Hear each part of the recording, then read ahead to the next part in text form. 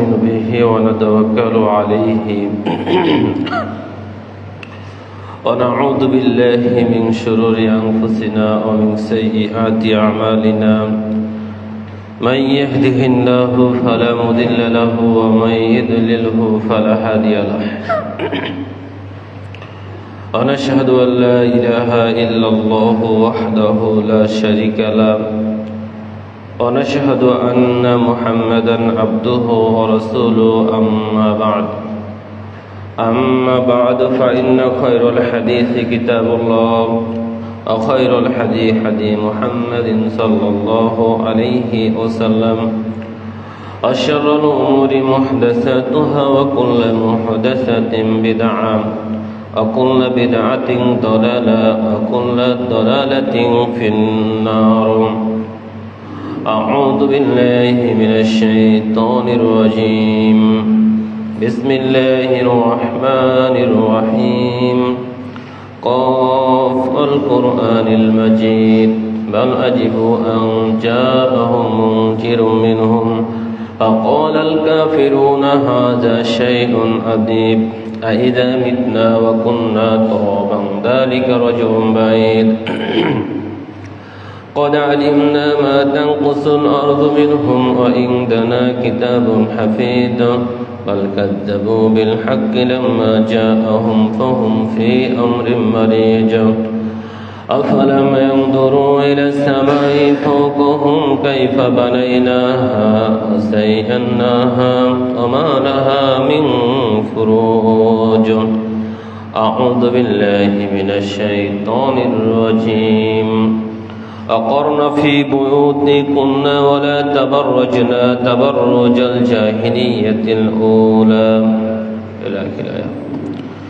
عن أبي هريرة رضي الله تعالى عنه قال قال رسول الله صلى الله عليه وسلم اطلعت في الجنة فرأيت أكثر أهلها الفقراء وإطلعت في النار فرأيت أكثر أهلها النساء.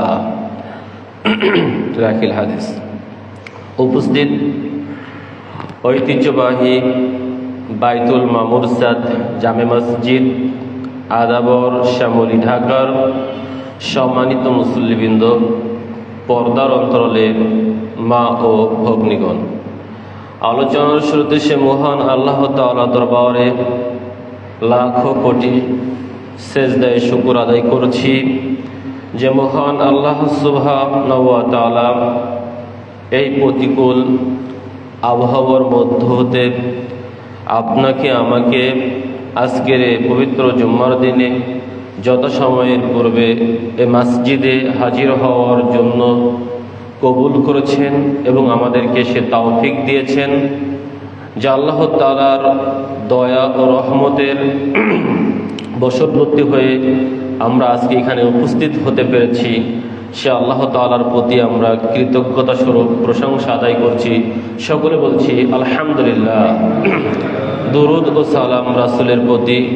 সকলে বলি আল্লাহুম্মা সাল্লি আলাইহি আল্লাহুম্মা বারিক আলাইহি।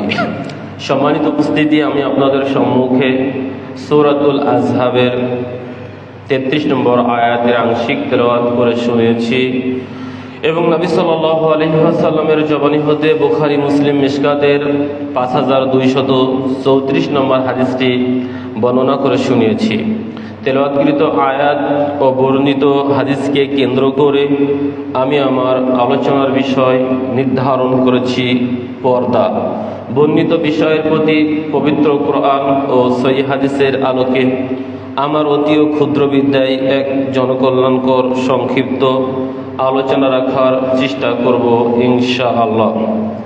আসলে বিষয়টি নির্ধারণ করার মূলে গত দিনে যখন জুম্মার আলোচনা করে বসেছিলাম তখন একজন দিনী ভাই আমাকে এ বিষয়ে প্রশ্ন করেছিলেন।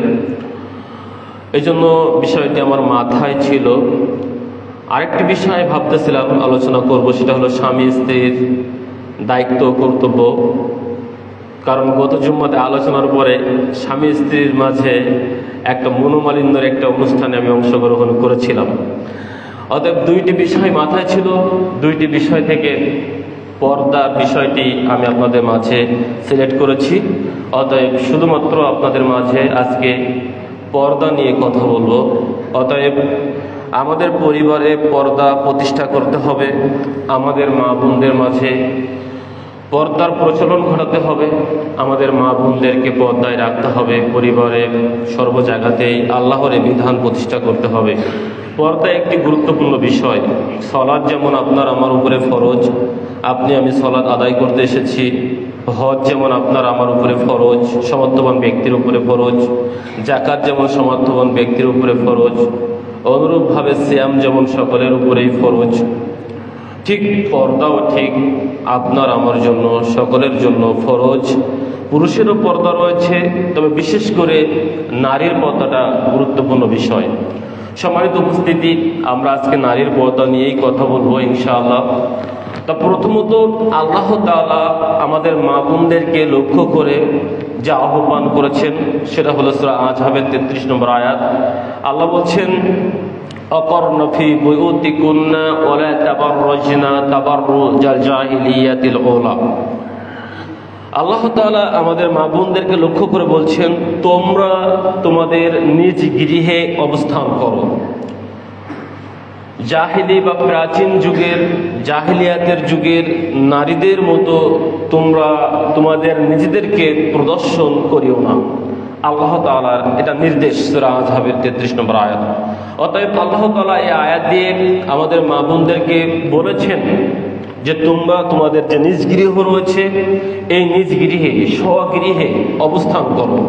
প্রাচীন যুগে, জাহিলিয়াতের যুগে, অজ্ঞতার যুগে, সে সমাজের বর্বরতার যুগে সেই বর্বর সমাজের নারীরা, অজ্ঞ মূর্খ নারীরা যেমনভাবে নিজেদেরকে অন্যের সামনে প্রদর্শন করত, তাদের রূপ লাবণ্যকে অন্যের সামনে মেলিয়ে ধরত, ওইভাবে তোমরা রাস্তাঘাটে সর্ব জায়গাতে নিজেদেরকে প্রদর্শন করো না, এ কথা আল্লাহ তাআলা নির্দেশ করেছেন। তাহলে এই গুরুত্বপূর্ণ আয়াত দিয়ে আপনি আমি জানতে পারলাম যে আপনার আমার যারা মা বোন রয়েছেন তাদেরকে নিজ গৃহে, তাদের একটা পরিমণ্ডল রয়েছে, সেখানে তাদেরকে থাকতে হবে এবং তারা পর্দার ভিতরে থাকবে। নিজ গৃহ থেকে যখন বের হবে তখন পর্দা সহকারে যেভাবে ইসলাম নির্দেশ করেছেন সেভাবেই তারা সেখান থেকে বের হবে। কিন্তু আমরা দেখতে পাই যে বর্তমান সময়ে নিজ গৃহ পর্দা নেই এবং যখন নিজ গৃহ থেকে বের হচ্ছে তখনও আমাদের মা বোনের মাঝে সেই সেফটি, সেই পর্দা, সেই আবরণ তাদের মাঝে নেই। এই জন্য এই না থাকার কারণে এই পর্দাহীন নারীদের ব্যাপারে ইসলাম তথা রাসূল সাল্লাল্লাহু আলাইহি ওয়াসাল্লাম জানিয়েছেন যে এই পর্দাহীন নারী তারা অধিকাংশ জাহান্নামী হওয়ার কারণ হবে এই পর্দা না করার কারণ। কারণ আবু হুরায়রা রাদিয়াল্লাহু তাআলা আনহু তিনি বলেন, ক্বালা রাসূলুল্লাহ সাল্লাল্লাহু আলাইহি ওয়াসাল্লাম, রাসূল সাল্লাল্লাহু আলাইহি ওয়াসাল্লাম বলেছেন, ইত্তালাতু ফিল জান্নাতি ফারাআইতু আকসারা আহলিহাল ফুকারা। আমি মেরাজে গিয়েছিলাম, আমি জান্নাতের দিকে দৃষ্টি দিলাম, আমি জান্নাতের দিকে দৃষ্টি দিলাম, জান্নাতের দিকে দৃষ্টি দিয়ে দেখলাম তার অধিকাংশ অধিবাসী ফুকারা, অধিকাংশ অধিবাসী হলো দারিদ্র, গরিব মানুষ, যাদেরকে আমরা গরিব বলি, দারিদ্র বলি, অর্থ সম্পদ কম, এই দারিদ্র ফকির এই গরিব মানুষরাই অধিকাংশ সব জান্নাতি। ওয়াই তলাতু ফিন নারি, আমি জাহান্নামের দিকে দৃষ্টি দিলাম, জাহান্নামের দিকে তাকালাম, আমি দেখলাম ফারাআইতু আকসারা আহলিহান নিসা, জাহান্নামের অধিকাংশ অধিবাসী তারা সব নারী, জাহান্নামের অধিকাংশ অধিবাসী নারী। হাদিসটি বুখারী মুসলিম মিশকাতের 5234 নম্বর হাদিস। অতএব আমরা এই হাদিস থেকে কোট করে যেটা জানতে পারলাম সেটা হলো এই, জান্নাতের অধিকাংশ মানুষগুলোই হবে দারিদ্র মানুষ। যারা ধন সম্পদে কম, কারণ তারা যত সম্ভব আল্লাহকে ভয় করে। মানুষের যখন ক্ষমতা অর্থবল এসে যায় তখন মানুষ আল্লাহকে ভুলে যায়, এটাই বাস্তবতা। দেখবেন যেটুকু মানুষ আল্লাহকে ডাকে ওই দারিদ্র সীমার নিচের মানুষগুলোই দেখবেন বেশিরভাগ ইবাদত গুজার। হ্যাঁ, দারিদ্র সীমার উপরের মানুষগুলো যে ইবাদত গুজার নয় এমনটি নয়, কিন্তু বেশিরভাগটি সেরকমই। ক্ষমতাবান ব্যক্তিরা, অর্থবিত্তবান ব্যক্তিরা তাদের অর্থের মোহে, ক্ষমতার মোহে আল্লাহর আদেশ নিষেধ পালন বা মান্য করতে তারা ভুলে যায়। দ্বিতীয়ত আরেকটি জানতে পারলাম যে অধিকাংশ নারীরাই হচ্ছে জাহান্নামী। কেননা জাহান্নামী হওয়ার পিছনে অনেকগুলো কারণ আল্লাহ তাআলা আমাদের নারীদেরকে যে স্বগৃহে অবস্থান করতে বলেছেন, তাদেরকে যে পর্দার সহকারে চলতে বলেছেন, কিন্তু আমাদের নারীরা, আমাদের মা বোনেরা সেই পর্দার বিধানটাকে, আল্লাহ যে তাদের জন্য স্পেশাল একটি পর্দার বিধান রেখেছেন, এই পর্দার বিধানটাকে তারা লঙ্ঘন করেছেন, তারা ভুলে গিয়েছেন, তারা অবজ্ঞা করেছেন। আর যদিও তারা যে পোশাকগুলো পরে সেটা ইসলামী পোশাক নয়। যেমন নবী সাল্লাল্লাহু আলাইহি ওয়াসাল্লাম বলেন, আন আবি হুরায়রা রাদিয়াল্লাহু তাআলা আনহু আন্না রাসূলুল্লাহ সাল্লাল্লাহু আলাইহি ওয়াসাল্লাম লাআনা রাজুলু তালবাসু লুবসাতাল মারআতি ওয়াল মারআতা ইয়ালবাসু লুবসাতাল রুজুলি। নবী সাল্লাল্লাহু আলাইহি ওয়াসাল্লাম বলেছেন যে ওই সমস্ত ব্যক্তিদের উপরে, ওই সমস্ত পুরুষের উপরে অভিশাপ, ওই সমস্ত পুরুষের উপরে অভিশাপ, লানাত, যে সমস্ত পুরুষরা নারীদের পোশাক পরে।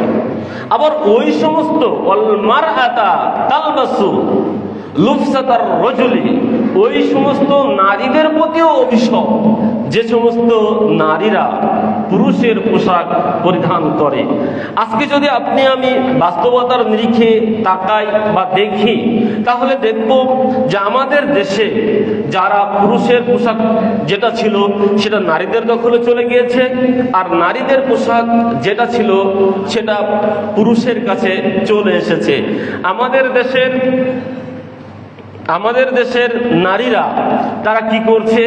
প্যান্ট পরছে, শার্ট পরছে, গেঞ্জি গায়ে দিচ্ছে, তারা পুরুষের মতো করে চুলগুলো ছেটে রাখছে, ছোট ছোট করে রাখছে, তারা টাকনুর উপরে কাপড় পরিধান করে রেখেছে।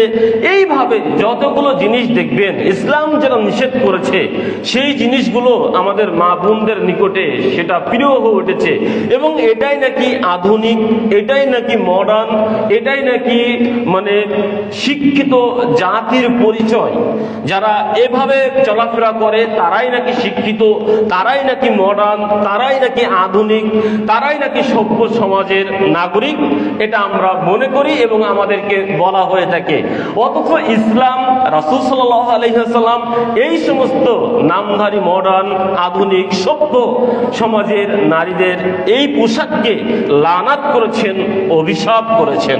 সম্মানিত উপস্থিতি, শুধু তাই নয়, নবী সাল্লাল্লাহু আলাইহি ওয়াসাল্লাম আরো জানিয়েছেন। আন আবি হুরায়রা রাদিয়াল্লাহু তাআলা আনহু قال رسول الله صلى الله عليه وسلم সিনফানি মিন আহলিন নারি লাম আরাহুমা কওমুন মাহুম সিয়াতুন কাআজনিবিল বাকারি আযরিবুনা বিহান নাস। নবী সাল্লাল্লাহু আলাইহি ওয়াসাল্লাম বলছেন, দুই শ্রেণীর মানুষ জাহান্নামে যাবে। দুই শ্রেণীর মানুষ তারা জাহান্নামে যাবে যাদেরকে আমি দেখিনি।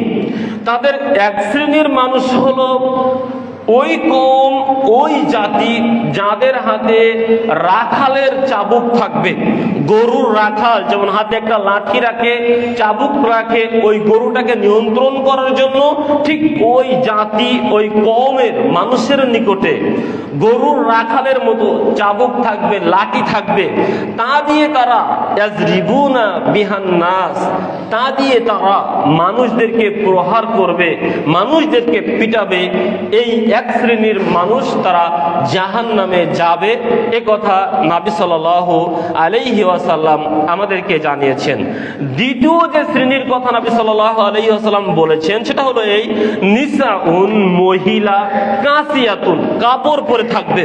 একজন নারী সে কাপড় পরে থাকবে। নবী বলছে না সে কাপড় পরবে না, নবী বলছেন নিসাউন, মহিলা কাপড় পরে থাকবে। কাসিয়াতুন আরিয়াতুন, উলঙ্গ কাপড় পরে থাকবে। মুমিলাতুন মাইলাতুন, এই মহিলা উলঙ্গ কাপড় পরে রাস্তাঘাটে চলবে। মুমিলাতুন মাইলাতুন, সে অন্য পর পুরুষদেরকে নিজের প্রতি আকৃষ্ট করবে। মাইলাতুন, এবং নিজেও অন্য পর পুরুষের প্রতি আকৃষ্ট হবে। দেখেন, আপনি এটা বাস্তবতা দেখেন। আপনি আমি যখন রাস্তা দিয়ে চলবো, আপনার আমার মা, আপনার আমার বোন, আপনার আমার পড়শি, আপনার আমার প্রতিবেশী, ওই মেয়েটা যখন রাস্তা দিয়ে যাবে, ও বাড়িতে শান্ত স্বভাবের ছিল, ও যখন রাস্তায় বের হয়েছে তখন দেখবেন এখানে একটা এ করছে, ওখানে একটা এ করছে, যাতে করে অন্য পরপুরুষ, অন্য যুবকের দৃষ্টি তার নিজের উপরে ফিরে আসে।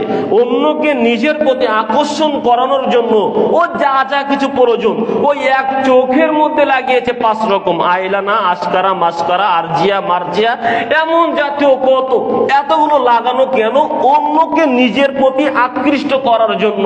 এই জন্য নবী বলছেন, মহিলা কাপড় পরে থাকবে উলঙ্গ, এবং এই কাপড় পরিহিত নারী সে অন্যকে নিজের প্রতি আকৃষ্ট করবে এবং নিজেও অন্যের প্রতি আকৃষ্ট হবে। শুধু নিজে অন্যকে নিজের প্রতি আকৃষ্ট করবে না, নিজেও অন্যের প্রতি আকৃষ্ট হবে। রুসুহুন্না কাসনিমাতিল বুকতিল মাইলাতি, তার মাথার চুলগুলো হবে বুকতি উটের হেলে পড়া কুচের নাই। অতএব বুকতে উটের হেলে পড়া কুচ যেমন এমন খোপা করা থাকে, দেখবেন আপনার আমার মা বোনেরা, আপনার আমার বোন, আপনার আমার স্ত্রী, আপনার আমার মা, তারা রাস্তাঘাটে বের হয়েছে, তাদের চুলগুলো এভাবে খুপিয়ে করে রেখেছে, ওটা হেলিয়ে দুলিয়ে চলছে। রুসুহুন্না কাসনিমাতিল বুকতিল মাইলাতি, তাদের মাথার চুলগুলো বুকতি উটের কুজের নাই, হেলিয়ে দুলিয়ে চলবে। লা ইয়াদখুলনাল জান্নাতা, এই নারীরা জান্নাতে যাবে না। ওয়ালা ইয়াজিদনা রিহাহা, জান্নাতে তো যাবে না, যাবে না। জান্নাতের একটি সুগন্ধি রয়েছে, এই জান্নাতের সুগন্ধিও পাবে না। ওয়া ইন্না রিহাহা লাতুজাদু মিন মাসিরাতিন কাযা ওয়া কাযা, অথচ জান্নাতের সুগন্ধি পাওয়া যায় এত এত এত, মানে অনেক অনেক অনেক দূর থেকে জান্নাতের সুগন্ধি পাওয়া যায়। সেই জান্নাতের সুগন্ধি পর্যন্ত পাবে না, এ কথা আমাদের নবী বলেছেন মুসলিম মিশকাতের 3524 নম্বর হাদিস দিয়ে। অতএব এই হাদিসটি আপনার সামনে পেশ করে বলতে চাচ্ছিলাম যে নবী সাল্লাল্লাহু আলাইহি ওয়াসাল্লাম আমাদের মা বোনদেরকে পর্দাতে থাকতে বলেছেন, তাদেরকে সুন্দর পোশাক পরে বাড়ির বাইরে বের হতে বলেছেন। কিন্তু আপনি আমি, আপনার আমার মেয়েকে, আপনার আমার স্ত্রীকে, আমার রক্তকে পানি করে, রোদে পুড়ে, বৃষ্টিতে ভিজে, অর্থ উপার্জন করে একটা কাপড় কিনে দিয়েছি, ওটা শাড়ি অথবা অন্য কিছু, যেটা শাড়ি কিনে দিয়েছি ওটা শাড়ির নামে মশারি, যা পরলে একজন নারীর সর্ব অঙ্গ বোঝা যায়। একজন মা এবং একজন বোন সে রাস্তাঘাটে বের হয়েছে পুরুষের মতো একটি টাইট প্যান্ট শার্ট ইত্যাদি পরে, এমনকি পুরুষরাও তো টাইট প্যান্ট শার্ট পরতে পারে না, তাদেরকেও ঢিলা ঢালা পোশাক পরতে হবে। পুরুষদেরকে বলা হয়নি যে আপনি শার্ট পরতে পারবেন না, আপনি গেঞ্জি পরতে পারবেন না, আপনি প্যান্ট পরতে পারবেন না, আপনি পরতে পারবেন, আপনি পরবেন ওই পোশাক যেটা ঢিলা ঢালা। আপনি টাইট কোনো পোশাক পরতে পারবেন না, কোনো মা বোন পারবে না, কোনো পুরুষ পারবে না। টাইট কোনো পোশাক যা শরীরের সঙ্গে লেগে থাকে, যা শরীরের অঙ্গ প্রকাশ করে, পোশাক পরিহিত হওয়ার পরেও এমন ধরনের পোশাককে উলঙ্গ পোশাক বলা হয়েছে। অতএব আপনাকে আমাকে সাবধান থাকতে হবে। আপনি যেন আপনার আমার কষ্ট অর্জিত পোশাক দিয়ে আপনার আমার মেয়েকে, আপনার আমার স্ত্রীকে, আপনার আমার মাকে আমরা যেন এই পোশাকের নামে উলঙ্গ ন্যাংটা পোশাক এটা যেন ক্রয় করে না দিই। আবার অনেকেই আমরা দেখি, আমরা বোরকা কিনে দিয়েছি, যেহেতু আমরা মুসলিম, আমাদের মা বোনদেরকে পর্দা করার জন্য আমরা বোরকা কিনে দিয়েছি, বোরকার মধ্যে তারা পর্দা করবে। আল্লাহু আকবার।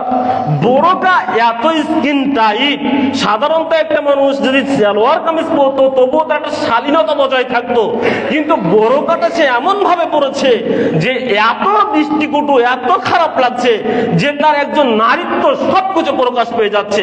আবার আরেকটি বোরকা উঠছে যে একটি বোরকা বোরকার ভিতরে ও ধাপ দিলেই এক এক ধাপে এক এক রং, এক এক ধাপে এক এক কালার, মানে ডিজাইন। আপনাকে আমি কি করে বলি, মানে আপনাকে পর্দা করতে হবে যাতে করে অন্য পুরুষ আপনার প্রতি আকৃষ্ট না হয়। মানে আপনি মুমিলাতুন মাইলাতুন হবেন না, মানে অন্যকে নিজের প্রতি আকৃষ্ট করবেন না, নিজেও অন্যের প্রতি আকৃষ্ট হবেন না। এই জন্য আপনি একটা হিজাব, একটা পর্দা আপনি পরিহিত করবেন। কিন্তু আপনি যে পর্দা পরেছেন, যে হিজাব পরেছেন, আরে আপনি যদি সাধারণ হেঁটে যেতেন, সাধারণ পোশাক পরতেন, একজন যুবক মনে হয় আপনার দিকে তাকাতো না। কিন্তু আপনার পর্দার নামে যে বোরকা, আপনার হিজাবের নামে যে কাপড় আপনি পরিধান করেছেন, আপনার দিকে না তাকালেও আপনার বোরকার যে ফ্যাশন, এই ফ্যাশনে অন্য যুবকদের, অন্য পুরুষদের, পরপুরুষদের আপনার দৃষ্টি আকর্ষণ করছে। অতএব আপনি আকর্ষণ না করলেও আপনার পোশাক আকর্ষণ করছে। তাহলে এই হিজাব পরে লাভটা কি হলো? এই হিজাব পরে লাভটা কি হলো? এটাই তো পোশাক পরে উলঙ্গতা, এটাই তো পোশাক পরেও নিজেকে, নিজের প্রতি অন্যকে আকৃষ্ট করা। সম্মানিত উপস্থিতি, এটাই যদি হয় তাহলে মনে রাখবেন এই সমস্ত মা বোনদের জন্য জান্নাত হারাম করা হয়েছে। এরা জান্নাতে যাবে না, এমনকি জান্নাতের সুগন্ধি পর্যন্ত পাবে না, যে সুগন্ধি বহু বহু দূর থেকে পাওয়া যায়। অতএব সতর্ক হন, আপনার ছেলে, আপনার মেয়ে, আপনার পরিবার যেন মেয়েলি পোশাক না পরে, আপনার ছেলে যেন মেয়েলি পোশাক না পরে, আপনার মেয়ে যেন পুরুষের পোশাক না পরে, আপনার অর্থ উপার্জন দিয়ে যেন এই পোশাক ক্রয় না করা হয়।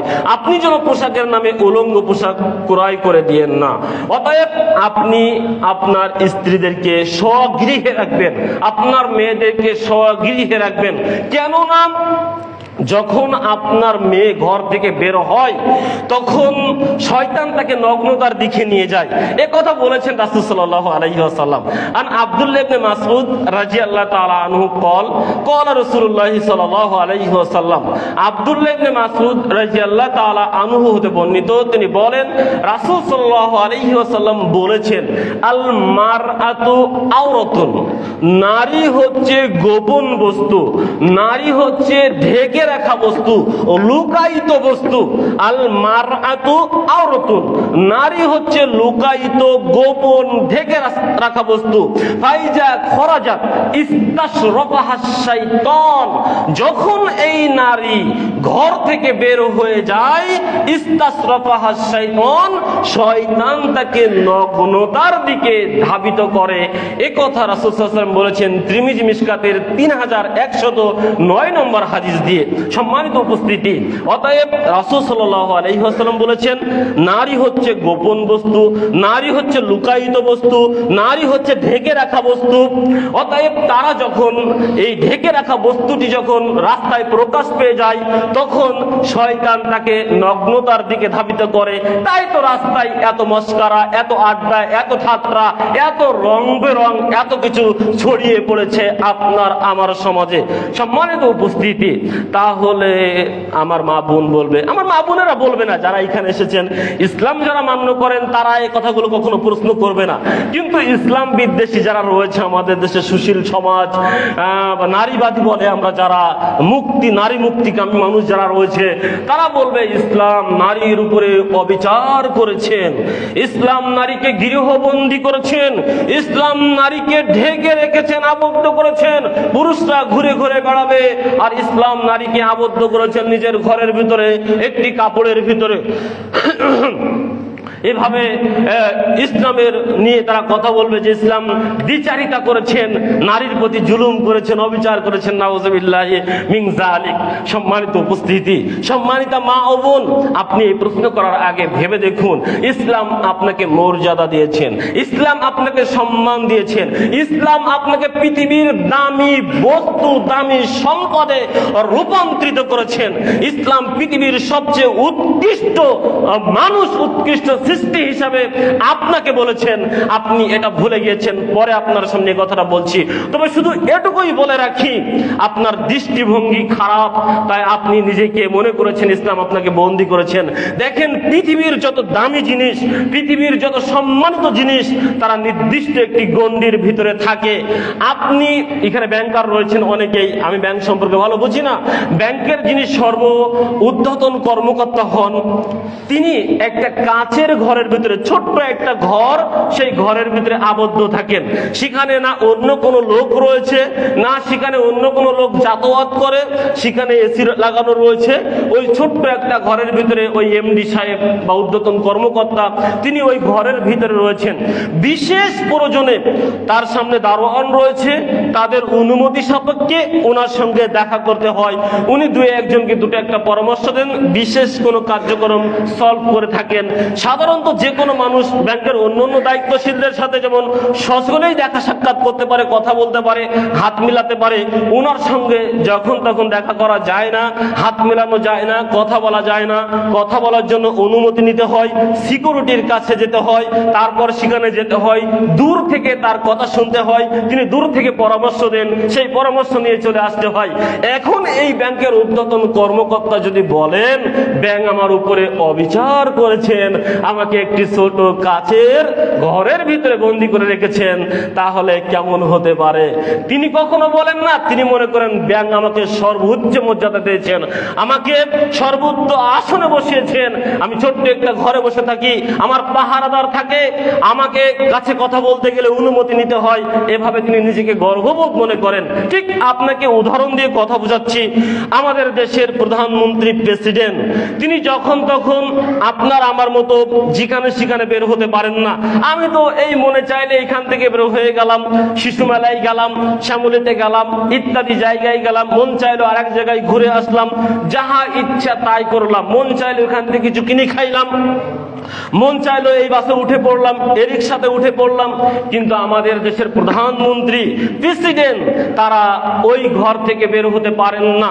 তাদের বের হওয়ার আগে আগে থেকে জানাতে হয়, আমি এখান থেকে ওখানে যাব। তাদের জন্য বুলেট প্রুফ যে গাড়ি রয়েছে সেটা নির্ধারণ করা হয়, তাদের জন্য এসএসএফ যেটা রয়েছে সেটাকে পাহারায় নিযুক্ত করা হয়, রাস্তা ক্লিয়ার করা হয়, অতঃপর সেই গন্তব্যে নিয়ে যাওয়া হয়। সেখানে তারা একটা বক্তব্য দেন অথবা কথা বলেন, কার্যক্রমে অংশগ্রহণ করেন, আবার প্রোটোকল নিয়ে তিনি ঘরে ফিরেন। ঠিক প্রেসিডেন্টও তাই, তিনি নিজের ইচ্ছে খেতে পর্যন্ত পারেন না। একটা জিনিস খাইতে গেলেও তার যারা দেহরক্ষী রয়েছে তাদের দ্বারা টেস্ট বা অনুমোদন নিয়ে খেতে হয়।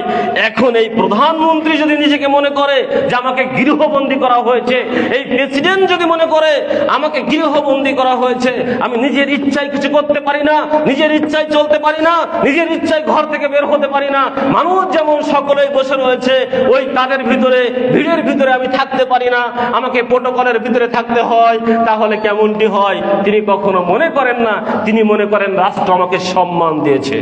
সম্মানিত উপস্থিতি, শুধু আমরা নারীর ক্ষেত্রে আমাদের দৃষ্টিভঙ্গিটা পাল্টিয়েছি। ইসলাম নারীকে সম্মান দিয়েছেন।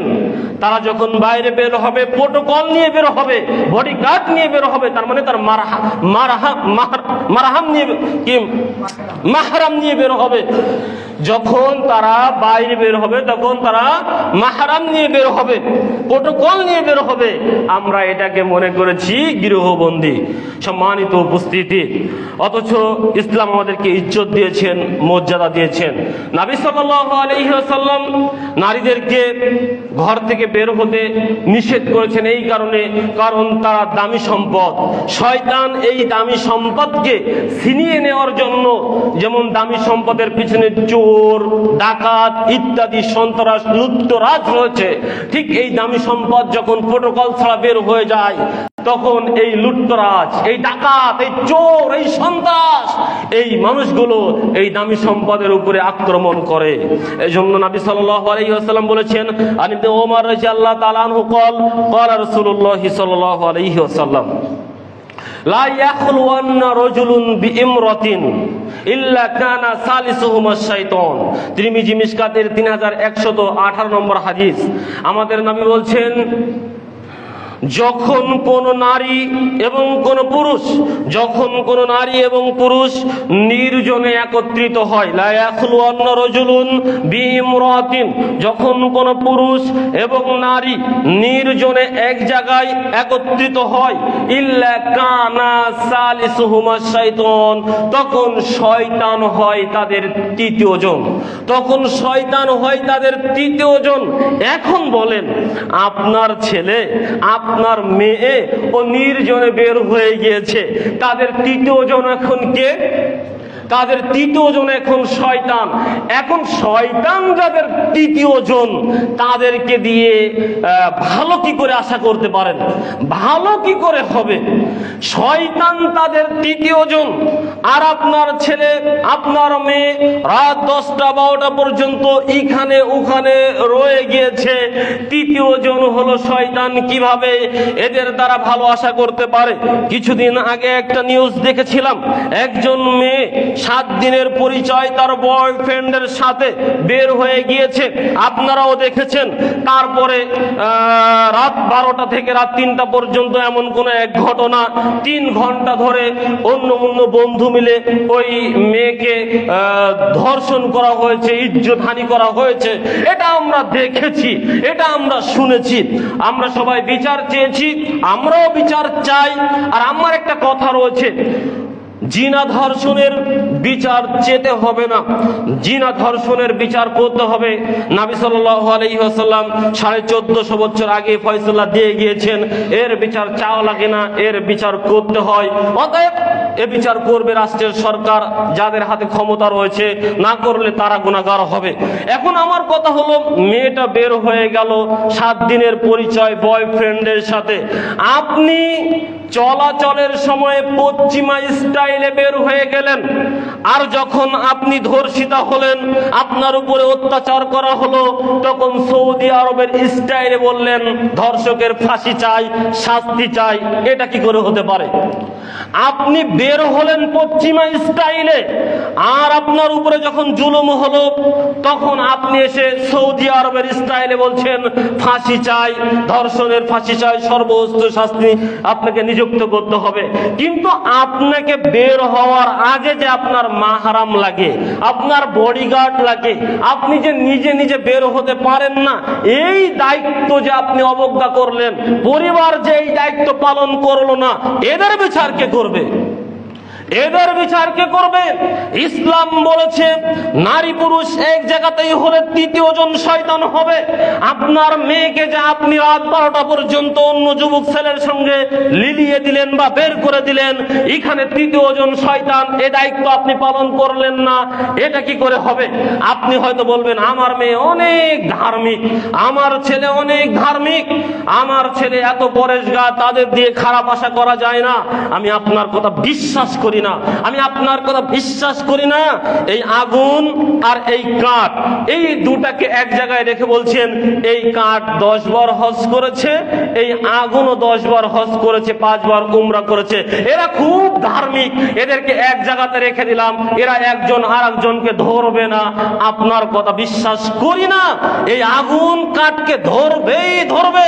ঠিক আপনার মেয়ে যত ধার্মিক হোক, আপনার ছেলে যত ধার্মিক হোক, আপনি বলছেন খুব ভালো, আগুন কাঠ এক জায়গাতে রাখলেই যেমন ধরবেই ধরবে, ছেলে মেয়ে এক জায়গাতে হলেই ধরবেই ধরবে। ইসলাম বলেছেন ধরবে। সূরা নিসার 34 নম্বর আয়াতে আল্লাহ বললেন যুয়্যিনা লিন-নাসি হুব্বুশ শাহাওয়াতি মিনান নিসাই।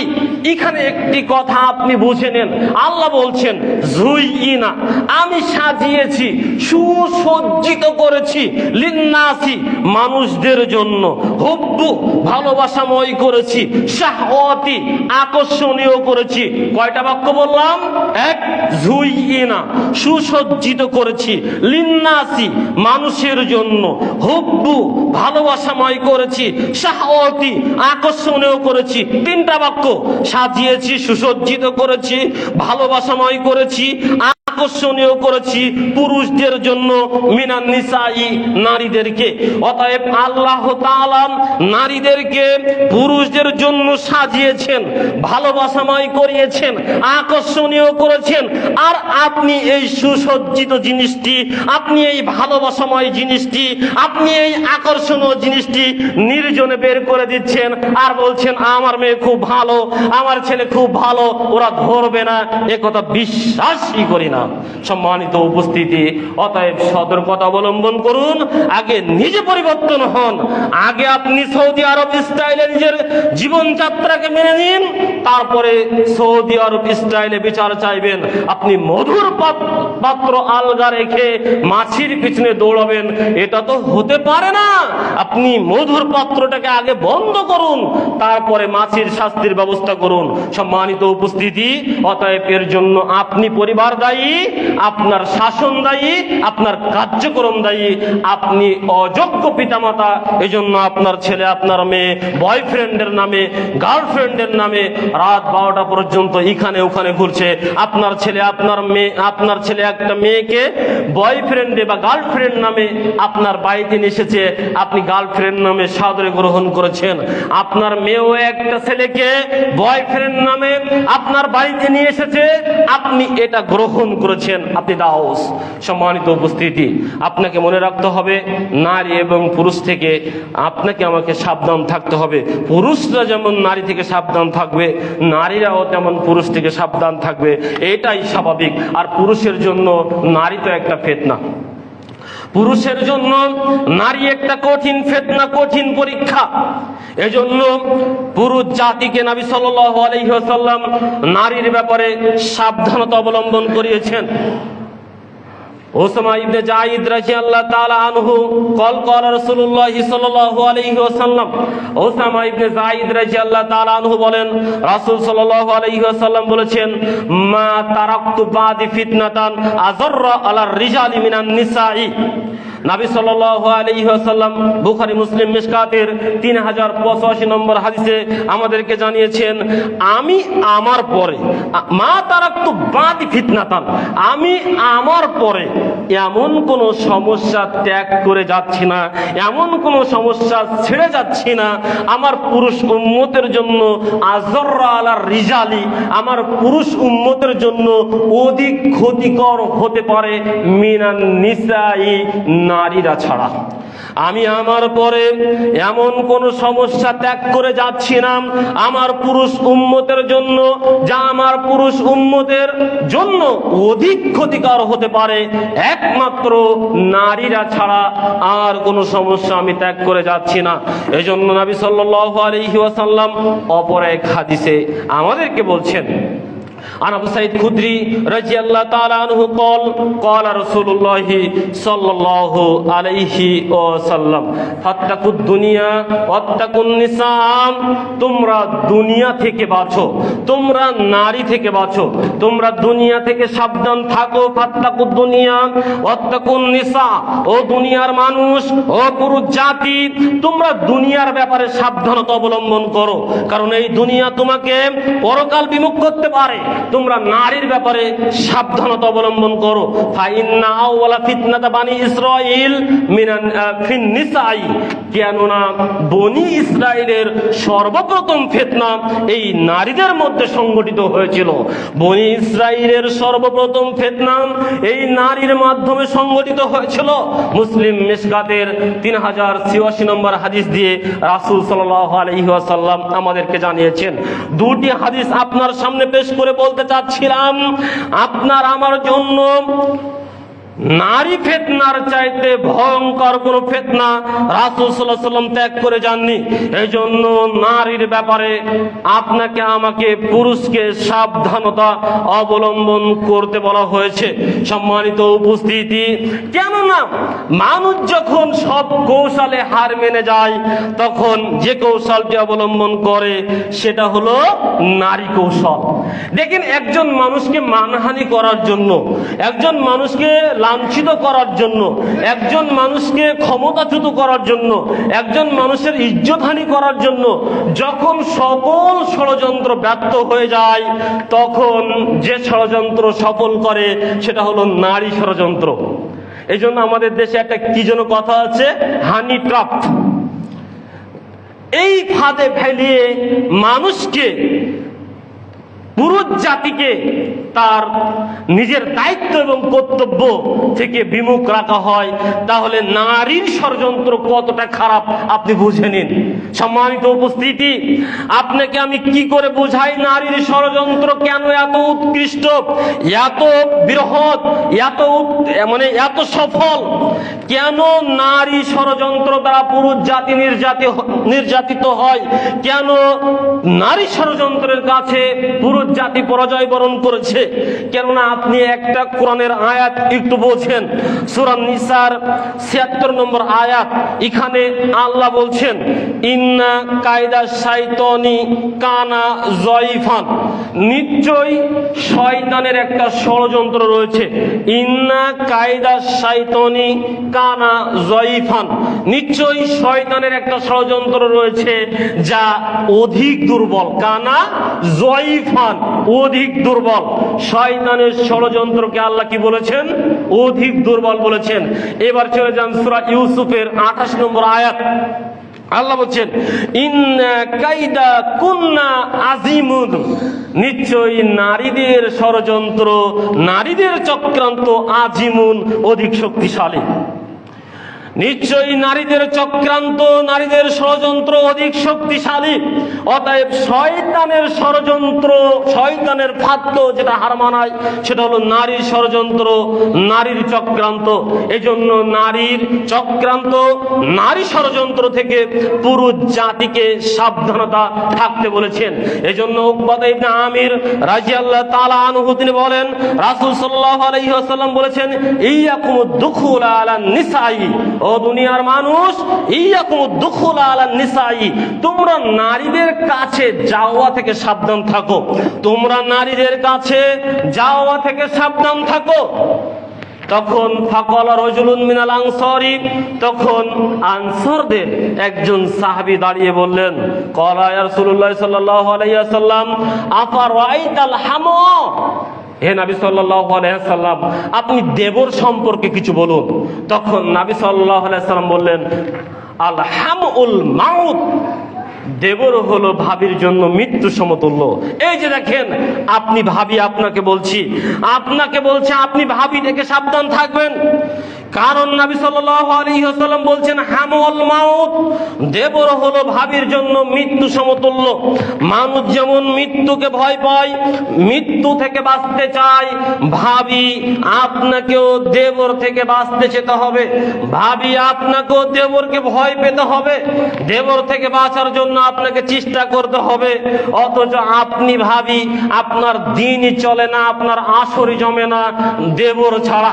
আপনার রয়েছে চাচাতো দেবর, ফুফাতো দেবর, মামাতো দেবর, খাওলাতো দেবর, পাড়াতো দেবর, আরো কত দেবর, দেবরই ছাড়া আপনার দিন চলে না। অথচ নবী বলেছেন আল হামুল মাউত, দেবর হলো ভাবির জন্য মৃত্যু সমতুল্য। মৃত্যুকে যেমন মানুষ তোমরা ভয় পাও, মৃত্যু থেকে যেমন তোমরা নিজেকে বাঁচাতে চাও, ভাবি দেবর তোমাকে মৃত্যু সমতুল্য, সে তোমাকে জাহান্নামে নিক্ষেপ করবে, তা থেকে বাঁচার জন্য তুমি চেষ্টা করো।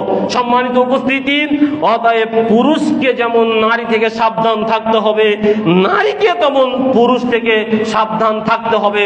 ও আপনার জন্য মৌত, ও আপনার জন্য মৃত্যু, ও আপনাকে মরণ ফাঁদে ফেলাবে। এই জন্য প্রত্যেকটি নারীকে পুরুষ থেকে সাবধান থাকতে হবে, প্রত্যেকটি নারীকে, পুরুষকে নারী থেকে সাবধান থাকতে হবে। সম্মানিত উপস্থিতি, আমার মা বোনেরা রয়েছেন, বলবেন হুজুর আপনি নারী বিদ্বেষী নাকি? আপনি নারী বিদ্বেষী নাকি?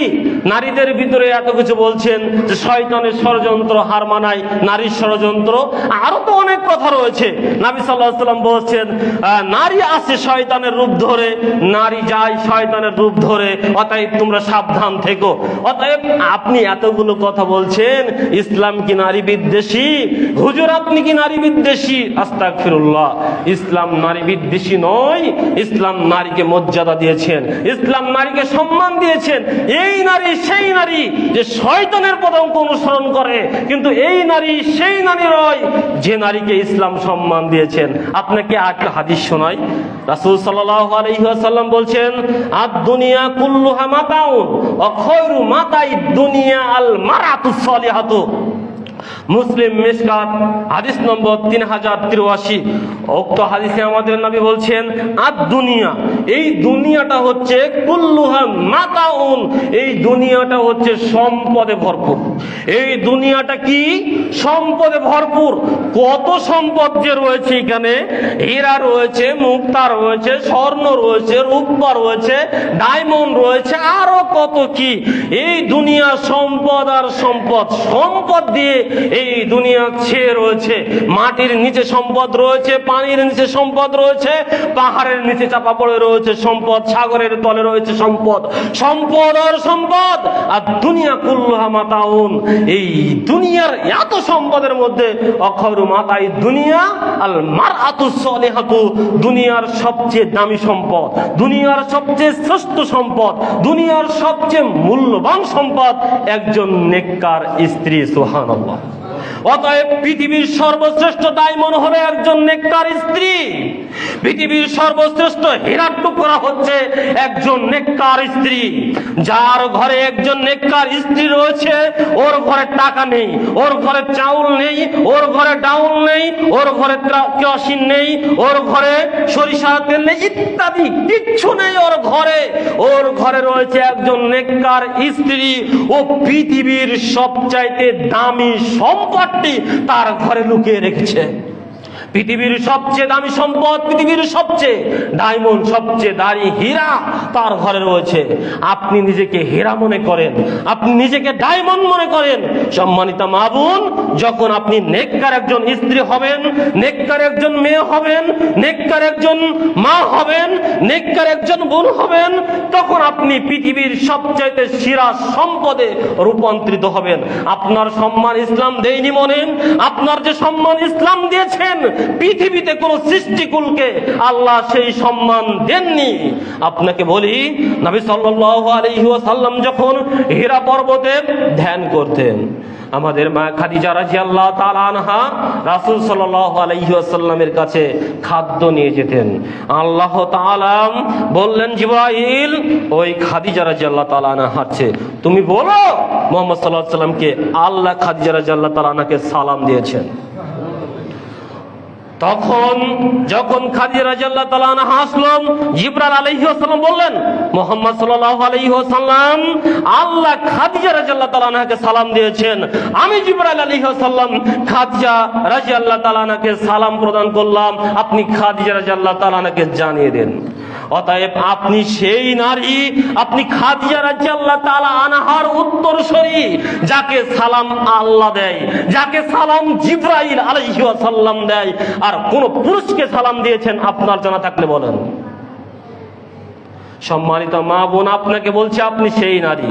পৃথিবীতে সকল মানুষ আদম এবং হাওয়া আলাইহিস সালাম ব্যতীত পৃথিবীর সকল মানুষ, নারী এবং পুরুষ, তারা দুনিয়াতে এসেছে একজন পুরুষ এবং একজন নারীর মাধ্যমে।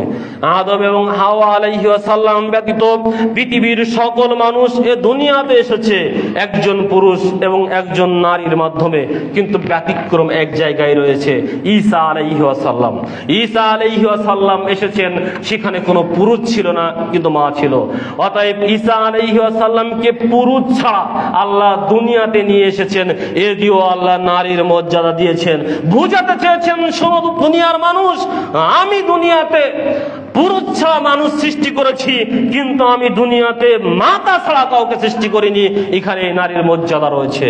এই জন্যই তো নবী সাল্লাল্লাহু আলাইহি ওয়াসাল্লাম এর নিকটে যখন সম্মান দেওয়ার কথা জিজ্ঞাসা করা হলেন, তিনি 3 বার বললেন কলা উম্মুকা, কলা উম্মুকা, কলা উম্মুকা। চতুর্থবার বললেন কলা আবুকা, তারপরে বললেন আদনাকা, আদনাকা ইত্যাদি। সম্মানিত উপস্থিতি, অতএব যখন সম্মানের কথা বললেন যে আমি সম্মান কার দেব, তো বলছি তোমার কাছে সম্মান আছে, প্রথমে যদি এই সম্মানটা কাকে দিতে চাও, তোমার মাকে দাও। তাই ঠিক আছে, মাকে দিয়েছি প্রথম সম্মান। দ্বিতীয় সম্মানটা কাকে দেবো? আরে মানে আপনাকে টাকাই বুঝায়, টাকাই বুঝায়, আপনি বুঝবেন না। আপনার কাছে 4 টাকা রয়েছে, 4 টাকা, 4 টাকা রয়েছে। তা বলছে যদি 1 টাকা থাকে, ওই 1 টাকা তুমি কাকে দিবা? তোমার মাকে দাও। তো 2 টাকা আছে, তাহলে কাকে দিবা? তোমার মাকে দাও। 3 টাকা আছে, কাকে দিবা? তোমার মাকে দাও। তা 3 টাকার পরে যদি 4 টাকা থাকে, তাহলে কাকে দিবা? এই 3 টাকার পরে যদি 4 টাকা থাকে, তাহলে তোমার বাপকে দাও। আর এই 4 টাকার পরে যদি কোনো টাকা থাকে, আদনাকা, আদনাকা, অন্য অন্য সকল মানুষকে তুমি দিতে পারো। অতএব আপনাকে টাকা দিয়ে বোঝালাম কেন? আপনার কাছে একটুখানি সম্মান রয়েছে, ওটা যদি দিতে হয় আপনার মাকে দেন। আর একটু রয়েছে, ওটাও যদি দিতে হয় আপনার মাকে দেন। আর একটু রয়েছে, ওটাও যদি দিতে হয় আপনার মাকে দেন। 3 বার সম্মান আপনার মাকে, 4বার যদি কোনো সম্মান থাকে আপনার বাবাকে। অতএব ইসলাম এখানে নারীর মর্যাদা দিয়েছেন, মায়ের মর্যাদা দিয়েছেন, 3 বার দিয়েছেন। মায়ের অবাধ্য ইসলাম হারাম করেছেন। সম্মানিত উপস্থিতি, শুধু তাই নয়, নবী সাল্লাল্লাহু আলাইহি ওয়াসাল্লাম বলেছেন, যখন একজন মানুষের কোথাও 2 কোথাও 3 এভাবে বলা হয়েছে, আমি 3 জনই ধরে নিলাম যে 3 জন কন্যা সন্তান হয়, তাকে সুন্দরভাবে লালন পালন করে, সুশিক্ষা দেয়, অতঃপর সুন্দর আদর্শবান ছেলেদেরকে বিবাহ দেয়। এভাবে যখন করে, তখন আমাদের নবী বলছেন ওই 3টা নারী ওই পিতা মাতাকে জান্নাতে যাওয়ার জন্য যথেষ্ট। ওই 3টা মেয়ে সন্তান লালন পালন করা পিতা মাতাকে জান্নাতে নিয়ে যাবে এই আদর্শবান 3টি নারী। সুবহানাল্লাহ। 3টি কন্যা সন্তান আপনার আছে মনে, আপনি আদর্শবান শিক্ষা দিয়েছেন মনে, 3টি কন্যা সন্তানের পাওয়ার এবং ক্ষমতা এত, আপনাকে তারা জান্নাতে নিয়ে যাবে। এবার আপনাকে বলি, আপনি আমাকে শোনান, 10 জন পুরুষ ছেলে, 50 জন পুরুষ ছেলে, 100 জন পুরুষ ছেলে হলে এই 100 জন পুরুষ ছেলে আপনাকে জান্নাতে নিয়ে যাবে, এমন কোন হাদিস আপনি জানেন? আপনার জানা আছে, আমার জানা নেই। থাকলে আপনি আমাকে জানিয়েন। আমার জানা নেই, তাই বললাম যে নবী সাল্লাল্লাহু আলাইহি ওয়াসাল্লাম বলেছেন 100 জন পুরুষ ছেলে থাকলে 100 জন পুরুষ ছেলে তাকে জান্নাতে নিয়ে যাবে, কিন্তু 3 জন 2 জন কন্যা সন্তানের কথা নবী বলেছেন। অতএব ইসলাম আপনাকে কত মর্যাদা দিয়েছে, কত সম্মান দিয়েছেন, এই কথা তো আমি এই ভাষা দিয়ে বোঝাতে পারবো না। অতএব বলতে চাচ্ছিলাম, আপনি সেই নারী হন যে নারীকে সালাম দেয় আল্লাহ। অতএব মা খাদিজা রাদিয়াল্লাহু তাআলা আনহার উত্তরসূরি। সম্মানিত উপস্থিতি, আর এই মা খাদিজা রাদিয়াল্লাহু তাআলা আনহার উত্তরসূরি করার জন্য আপনি পুরুষ, আপনাকে দায়িত্ব পালন করতে হবে। আপনি পুরুষ, আপনাকে দায়িত্ব পালন করতে হবে, কেননা আপনি হলো নারী জাতির পরিচালক। আর রিজালু কাওয়ামুনা আলান নিসা, আর রিজালু কাওয়ামুনা আলান নিসা, পুরুষরা নারীদের পরিচালক। সম্মান নারীদের অনেক বেশি, কিন্তু পরিচালনার দায়িত্ব পুরুষদেরকে দিয়েছেন আল্লাহ তাআলা। তাদের রক্ষণাবেক্ষণ করা, তাদের দেখভাল করা, তাদের তদারকি করা, তাদের হেফাজত করা, তাদের বডিগার্ড হিসাবে থাকা, তাদের এসএসএফ নিযুক্ত করার দায়িত্ব সবকিছু পুরুষের উপরে আল্লাহ দিয়েছেন। কেননা আপনি পুরুষ, এজন্য তাদের বডিগার্ড হিসাবে আপনি দায়িত্ব পালন করবেন, তাদের নিরাপত্তা আপনি প্রদান করবেন, তাদের সেফজন হিসাবে আপনি থাকবেন। এই দায়িত্ব আপনি পালন না করলে আপনি ব্যর্থ, এবং কিয়ামতের মাঠে আপনাকে জবাবদিহি করতে হবে। আল্লাহ তাআলা সূরা আযহাবের 59 নম্বর আয়াতে বলছেন, ইয়া আইয়ুহান নাবিয়্যু কুল লি আজওয়াজিকা ওয়া বানাতিকা ওয়া নিসাইল মুমিনিনা ইদনিনা আলাইহিন্না মিন জালাবিবিহিন্না যালিকা আদনা আইয়ুরাফনা ফালা ইউযাইন। আল্লাহ তাআলা বলছেন, হে নবী, ইয়া আইয়ুহান নাবিয়্যু কুল লি আজওয়াজিকা ওয়া বানাতিকা ওয়া নিসাইল মুমিনিনা ইদনিনা আলাইহিন্না মিন যালিকা আল্লাহ তাআলা বলছেন, হে নবী, আপনি আপনার স্ত্রীদেরকে, আপনার কন্যাদেরকে, আপনার মুমিন নারীদেরকে এ কথা বলে দিন, তারা যেন তাদের একটি কাপড়ের অংশ তাদের গায়ের উপর দিয়ে ফেলে দেয়, একটি আবরণ মাথার উপর থেকে তাদের গায়ের উপরে ফেলে দেয়।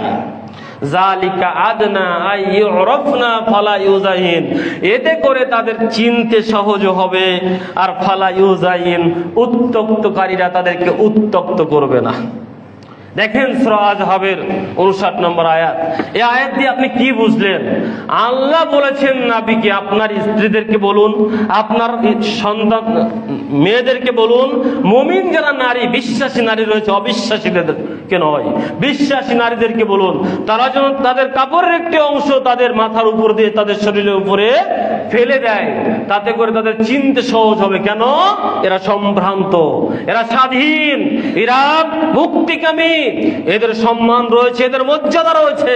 ফালা ইউজাইন, এবং উত্তক্তকারীরা মানে কি? ইফতিজিং। আমি ইফতিজিং বুঝি না, যে ইফতিজিং হয়, ইফতিজিংকারীরা তাদেরকে ইফতিজিং করবে না। আমি বলি ইফতিজিং এর বিচার করতে হবে, ইফতিজিং বন্ধ করতে হবে। আরে ইফতিজিং এর দরজা খোলা রেখে আপনি ইফতিজিং এর বিচার কিভাবে করবেন? আল্লাহ বলেছেন, তুমি তোমার গায়ের উপর দিয়ে চাদর দিয়ে দাও, ইফতিজিংকারীরা, উত্তক্তকারীরা তোমাকে উত্তক্ত করবে না। উদাহরণ দিয়ে একটু বোঝানোর চেষ্টা করি, সময় শেষ হয়ে যাচ্ছে। মনে করুন বাংলাদেশের সবচেয়ে কম দামি রেল স্টেশন, যেখানে লোকাল যে ট্রেনগুলো রয়েছে সেগুলো থামে না ঠিকঠাক মতো, কিন্তু ওই লোকাল স্টেশনে একটা বাতি জ্বলে রয়েছে, লাল বাতি। লাল বাতি জ্বালিয়ে রেখেছে স্টেশন মাস্টার। আর বাংলাদেশের সবচেয়ে ভিআইপি ট্রেন, যেখানে দামি দামি মানুষগুলো চলে, ওই ট্রেনটা ওখানে যাচ্ছে, প্ল্যাটফর্মে প্রবেশের আগেই লাল বাতি জ্বলে রয়েছে। নরমাল স্টেশন, কম দামি স্টেশন আর দামি রেলগাড়ি, কিন্তু বাতি জ্বলে রয়েছে, লাল বাতি, ওই ট্রেন ওই প্ল্যাটফর্মে প্রবেশ করবে না। আবার বাংলাদেশের সবচাইতে নিম্নমানের ট্রেন, তার চাইতে লোকাল নিম্নমানের ট্রেন নাই। আর দামি স্টেশন মনে করেন কমলাপুর স্টেশন, কিন্তু স্টেশন মাস্টার একটা সবুজ বাতি জ্বালিয়ে রেখেছে, তখন ওই লোকাল ট্রেনটি ওই সবুজ বাতি দেখে কোনো চিন্তা ভাবনা ছাড়াই প্ল্যাটফর্মে প্রবেশ করবে। সম্মানিত উপস্থিতি, বোঝাতে চাচ্ছিলাম, আপনি একজন নিম্নমানের পরিবারের মেয়ে, আপনি নিম্নমানের পরিবারের একজন বোন, আপনার শরীরের উপরে পর্দা নামক লাল বাতি জ্বলছে, আর পৃথিবীর বাংলাদেশের সবচেয়ে শক্তিশালী সম্ভ্রান্ত পরিবারের পুরুষ যখন আপনার ওই পর্দা নামক লাল বাতি জ্বলা দেখবে, ওর হৃৎপিণ্ড কেঁপে যাবে, ও আপনাকে দেখে পাশ কাটিয়ে চলে যাবে। আর যদি এমন হয় আপনি বাংলাদেশের সবচাইতে সম্ভ্রান্ত পরিবারের নারী, কিন্তু আপনি পর্দাহীন, আপনার শরীরে সবুজ বাতি জ্বালিয়ে রেখেছেন, আপনার অঙ্গ প্রত্যঙ্গ ডাকছে, নিম্নমানের পুরুষ মানে ওই মজনু নামে একটা পাগলের কথা শুনেছিলাম মধ্যে এক সময়, এই মজনু নামক পাগল আপনার উপর আক্রমণ করবে। এর নাম হলো পর্দা। সম্মানিত উপস্থিতি, অতএব পর্দা করুন। আল্লাহ বলেছেন উত্তক্তকারীরা উত্তক্ত করবে না, এটা আল্লাহ বলেছেন। আর এই দায়িত্ব পরিবারের সদস্য হিসাবে আপনি পুরুষ হিসেবে দায়িত্ব পালন করবেন। যদি না করেন আপনি দায়ী হবেন। 1 মিনিট কথা বলবো। আম্মার ইবনে ইয়াসার রাদিয়াল্লাহু তাআলা আনহু তিনি বলছেন, নবী সাল্লাল্লাহু আলাইহি ওয়াসাল্লাম বলেছেন, সালাসাতুন লা ইয়াদখুলুনাল জান্নাতা আবাদান, 3 শ্রেণীর মানুষ জান্নাতে যাবে না আবাদান, কখনোই যাবে না। 1, আদ-দাউস, যিনি দাউস তিনি জান্নাতে যাবে না। ওয়ার রাজলাতু মিনান নিসাই, পুরুষের বেশ ধারণকারী নারী জান্নাতে যাবে না। ওয়াল মুদমিনুল খামরি, এবং সর্বদা নিশাদার দ্রব্য পানকারী জান্নাতে যাবে না। 3 শ্রেণীর মানুষ জান্নাতে যাবে না, কখনোই যাবে না। 1, দাউস, 2, পুরুষের বেশ ধারণকারী নারী, আর সর্বদা নিশাদার দ্রব্য সেবনকারী। অপর এক হাদিসে ইবনে উমর রাদিয়াল্লাহু তাআলা আনহু তিনি বলছেন, রাসূল সাল্লাল্লাহু আলাইহি ওয়াসাল্লাম বলেছেন, সালাসাতুন কদ হারামাল্লাহু আলাইহিমুল জান্নাহ, 3 শ্রেণীর ব্যক্তির জন্য আল্লাহর জান্নাতকে হারাম করা হয়েছে। 1, তিনি হচ্ছেন মুদমিনুল খামরি, সর্বদা নিশাদার দ্রব্য সেবনকারী। 2 আকুন, পিতামাতার অবাধ্য। 3 আদ-দাউস, যিনি দাউসটিকে আল্লাযী ইকরু ফি আহলিহিল খাবাসা, যে পুরুষ তার পরিবারের নির্লজ্জতা বেহায়াপনার সুযোগ তৈরি করে দিয়েছে, ও দাউস, ও জান্নাতে যাবে না, ওর জন্য জান্নাত হারাম করা হয়েছে, ও জান্নাতে যাবে না, কখনোই যাবে না। অতএব বক্তব্য শেষ করলাম, আপনাকে বললাম, আপনি যদি আপনার পরিবারে বেহায়াপনা নির্লজ্জতা সুযোগ তৈরি করে দেন, আপনি হলো দাউস, আপনার জন্য ইসলাম বলেছেন আপনি জান্নাতে যাবেন না, কখনোই যাবেন না, আপনার জন্য জান্নাত হারাম। সম্মানিত উপস্থিতি, আলোচনা শেষ করলাম। অতএব আজকের দিনের যে আলোচনা ছিল সেটা হলো পর্দা। আসুন, ইসলাম আপনাকে আমাকে যেভাবে পর্দা করতে বলেছেন, আপনার আমার সম্মান ইসলাম যেভাবে দিয়েছেন সেভাবেই চলি। পুরুষ আর নারী 2 সাইডে 2টা জিনিস। রাস্তায় যখন গাড়িতে চলি, গাড়িতে 2 সাইডে 2টা চাকা থাকে। এখন এক চাকা যদি বলে আমি ওই সাইডে চলে যাব আর এক চাকায় হয়ে যাব, তাহলে ও গাড়ি অ্যাক্সিডেন্ট করবে। 2 চাকা 2 সাইডেই থেকেই যখন চলবে, তখন সেই গাড়িটা সোজা ভাবে চলে যাবে, এটাই স্বাভাবিক। নারী এবং পুরুষ এই জগৎ সংসারের 2 সাইডে 2টা চাকা, তাদেরকে এই 2 সাইডে থেকেই ইসলাম যেভাবে চলতে বলেছেন, যখনই চলবে তখন এই জগৎ, এই সংসার, এই পৃথিবী সুন্দরভাবে চলবে। আমরা দুনিয়াতে নিরাপদে থাকবো এবং পরকালীন জীবনে আমরা মুক্তি পাবো। আল্লাহ রাব্বুল আলামিন আপনাকে আমাকে সকলকে পরিবারে পর্দা প্রতিষ্ঠা করার তৌফিক দান করুক। একজন পুরুষ হিসাবে আপনি আমি যেন এই দায়িত্ব পালন করতে পারি। আমার মা বোনেরা যারা রয়েছেন, পরলৌকিক জীবনে মুক্তি পাওয়ার আশায়, জান্নাত পাওয়ার আশায়, যত সম্ভব আল্লাহ যেভাবে বলেছেন ফাত্তাকুল্লাহ মাস্তাতাতুম, তুমি তোমার সাধ্য অনুযায়ী আল্লাহকে ভয় করো। অতএব যথাসাধ্য আল্লাহ ভীতি নিয়ে আপনি আপনার নিজের সংবরণ ইজ্জতকে হেফাজত করুন। আল্লাহ রাব্বুল আলামিন আপনাকে আমাকে কবুল করে নিন। এ দাবি এবং দোয়া আল্লাহর দরবার পেশ করে আজকের দিনের সংক্ষিপ্ত আলোচনা এখানে শেষ করছি। আকাউলি হাযা আস্তাগফিরুল্লাহ ওয়া লাকুম। আসসালামু আলাইকুম ওয়া রাহমাতুল্লাহ।